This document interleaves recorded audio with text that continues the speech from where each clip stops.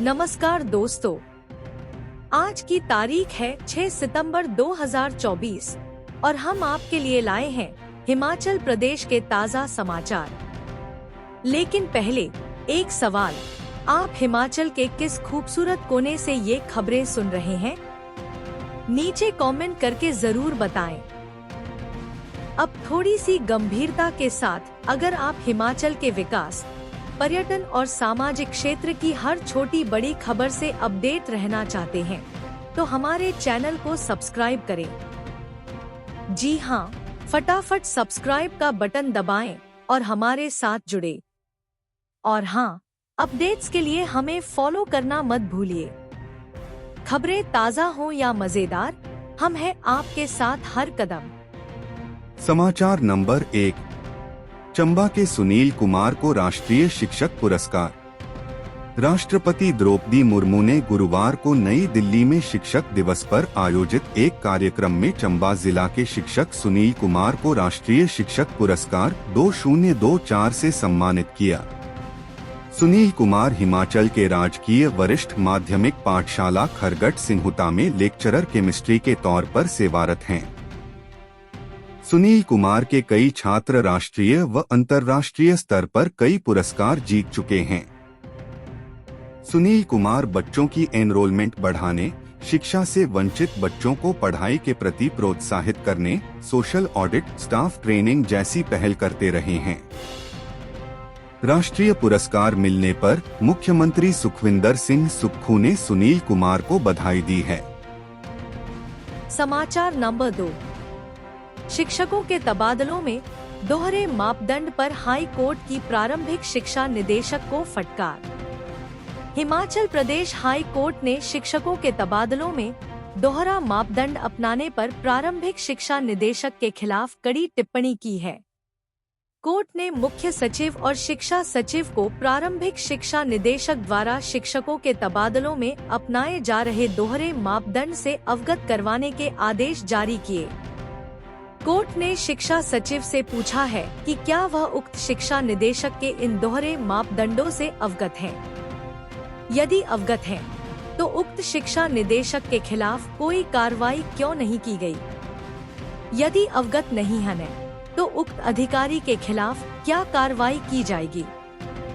न्यायाधीश अजय मोहन गोयल ने प्रार्थी रमन कुमार द्वारा दायर याचिका की प्रारंभिक सुनवाई के पश्चात यह आदेश जारी किए। कोर्ट ने शिक्षा सचिव को 10 सितंबर तक उपरोक्त जानकारी शपथ पत्र के माध्यम से कोर्ट के समक्ष रखने के आदेश जारी किए। मामले के अनुसार प्रार्थी की नियुक्ति वर्ष 2020 में जिला चंबा के राजकीय माध्यमिक विद्यालय खजुआ बेहाली में बतौर टीजीटी नॉन मेडिकल हुई थी। ट्राइबल क्षेत्र में 3 वर्ष का सामान्य कार्यकाल करने के पश्चात प्रार्थी ने ट्राइबल क्षेत्र से अपने तबादले हेतु विभाग को प्रतिवेदन दिया। प्रतिवेदन पर कार्रवाई न होने पर प्रार्थी ने हाई कोर्ट में याचिका दायर की। हाई कोर्ट ने याचिका का निपटारा करते हुए प्रारंभिक शिक्षा निदेशक को प्रार्थी के प्रतिवेदन पर 4 सप्ताह के भीतर निर्णय लेने के आदेश जारी किए। इसके बाद प्रारंभिक शिक्षा निदेशक ने प्रतिवेदन खारिज करते हुए कहा कि मौजूदा शैक्षणिक सत्र के मध्य में प्रार्थी का तबादला करना प्रशासनिक और जनहित में वाजिब नहीं है। इस आदेश को प्रार्थी ने फिर से कोर्ट में चुनौती दी। प्रार्थी ने कोर्ट को बताया प्रारंभिक शिक्षा निदेशक ने भेदभावपूर्ण तरीके से उसके प्रतिवेदन को खारिज किया। कोर्ट ने मामले से जुड़े रिकॉर्ड का अवलोकन करने पर पाया कि उक्त शिक्षा निदेशक ने 1-2 नहीं, बल्कि सैकड़ों शिक्षकों के तबादला आदेश शैक्षणिक सत्र के मध्य में किए हैं।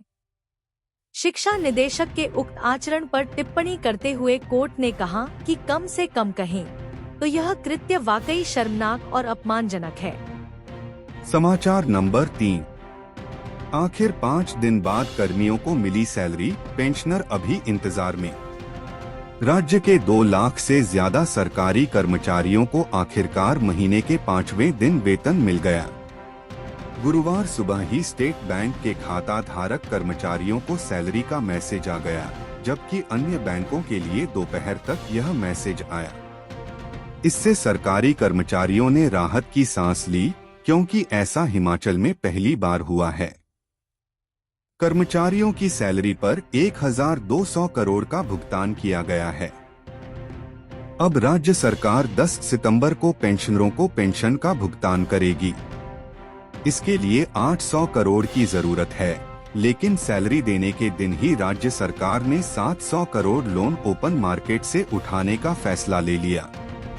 यह लोन 10 सितंबर को होने वाली बोली के जरिए मिलेगा और 11 सितंबर को राज्य सरकार के कोषागार में राशि आ जाएगी। राज्य सरकार को 700 करोड़ की यह धनराशि ब्याज के साथ 15 साल बाद लौटानी होगी। इस लोन के बाद राज्य सरकार के पास अगले 3 महीने के लिए 1617 करोड़ की लिमिट बच गई है, यानी दिसंबर तक सिर्फ 1617 करोड़ ही राज्य सरकार ऋण के रूप में उठा पाएगी। गौरतलब है कि पिछले कल ही मुख्यमंत्री ने विधानसभा में बताया था कि ट्रेजरी में आने वाले पैसे के हिसाब से इस बार 5 तारीख को वेतन और 10 तारीख को पेंशन दी जाएगी। 6 सितंबर को रिवेन्यू डिफिसिट ग्रांट के 520 करोड़ और 10 सितंबर को केंद्रीय करों में हिमाचल के हिस्से के 740 करोड़ आने हैं। इस शेड्यूल से राज्य सरकार ने लोन पर ब्याज के तौर पर ही 2 करोड़ 85 लाख बचाए हैं। हालांकि अगले महीने पहले तारीख को ही वेतन देने का भरोसा सीएम ने दिया है। समाचार नंबर 4। टीचर डे, 27 अध्यापकों को राज्य स्तरीय शिक्षक अवार्ड। गुरुवार को राजभवन में 27 शिक्षकों को स्टेट लेवल टीचर अवार्ड से सम्मानित किया गया। शिक्षा मंत्री रोहित ठाकुर और सीपीएस आशीष बुटेल की उपस्थिति में राज्यपाल ने शिक्षकों को अवार्ड दिए। विधानसभा सत्र होने के कारण सीएम कार्यक्रम में नहीं आ पाए। राज्यपाल शिव प्रताप शुक्ल ने कहा कि राष्ट्रीय शिक्षा नीति 2020 में राष्ट्र निर्माता के रूप में अध्यापकों के महत्व के बारे में बताया गया है। इस नीति में शिक्षकों के प्रति सम्मान की भावना को बढ़ाने के लिए अनेक प्रावधान किए गए हैं। हिमाचल ने सदैव ही शिक्षा के क्षेत्र में बेहतर प्रदर्शन किया है। उन्होंने आशा व्यक्त की कि राष्ट्रीय शिक्षा नीति में सुझाए गए सुधारों के अनुरूप हिमाचल इस दिशा में बेहतर कार्य करेगा। शुक्ल ने कहा कि भारत सरकार ने पीएम श्री योजना को भी स्वीकृति प्रदान की है।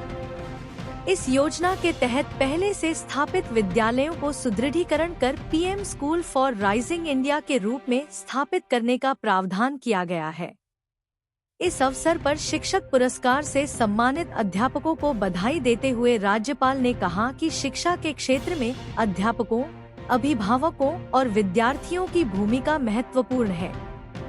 अध्यापकों को समाज के सभी वर्गों के प्रति संवेदनशील होने की आवश्यकता है, जिससे शिक्षण और सीखने की प्रक्रिया और अधिक प्रभावी होगी। शिक्षक भी राष्ट्र निर्माण के लक्ष्य में योगदान दें। सभी शिक्षकों को राज्यपाल ने शॉल टोपी और स्मृति चिन्ह भेंट किए।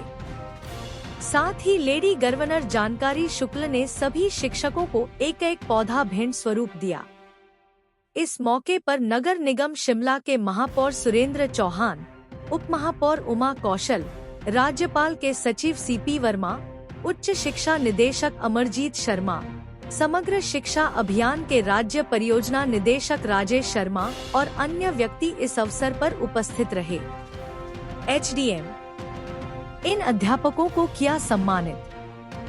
राज्य शिक्षक दिवस के मौके पर राजकीय वरिष्ठ माध्यमिक पाठशाला मोहटली के प्रवक्ता विजय कुमार, जोगिंद्र नगर मंडी स्कूल के प्रधानाचार्य सुनील दत्त, आनी स्कूल के राजनीति शास्त्र के प्रवक्ता कुंदन लाल, सराहा स्कूल के संजय कुमार, मंडी सुंदर नगर स्कूल के डीपी संजय कुमार, ऊना त्योरी स्कूल के टीजीटी मेडिकल के हरदीप, सुबाथु स्कूल के भाषा अध्यापक नरेश कुमार, कुल्लू सुल्तानपुर स्कूल के भाषा अध्यापक प्रेम सिंह, धंग्यारा स्कूल के भाषा अध्यापक हेमराज, चकमोह स्कूल के पीटीआई सुनील कुमार, भड़ेंजी स्कूल की जेबीटी शिक्षक मधुबाला, थमाड़ी स्कूल के जेबीटी शिक्षक उपेंद्र ठाकुर, हिरनू करसोग एक स्कूल के जेबीटी शिक्षक सुरेंद्र कुमार, पुंजविला स्कूल के एचटी भागीरथी शर्मा, चंबा रेई स्कूल के हिंदी प्रवक्ता केदारनाथ शर्मा, लड्डा स्कूल के भाषा अध्यापक सुभाष चंद,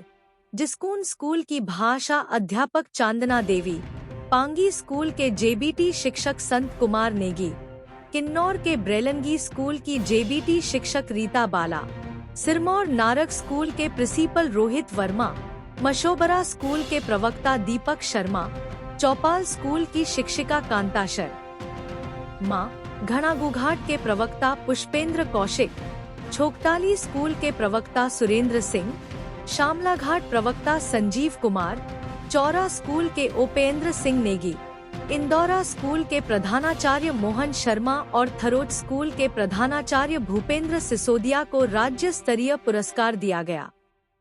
राजनीति दखल दूर करना मकसद।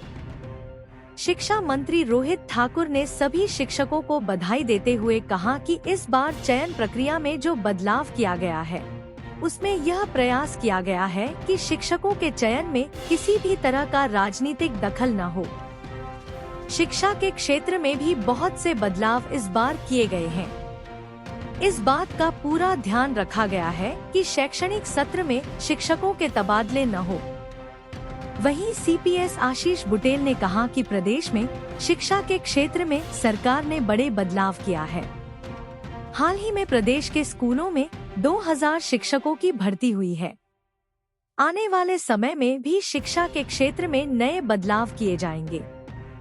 शिक्षा सचिव राकेश कंवर ने कहा कि अब हमें शिक्षा की गुणवत्ता की ओर आगे बढ़ा है।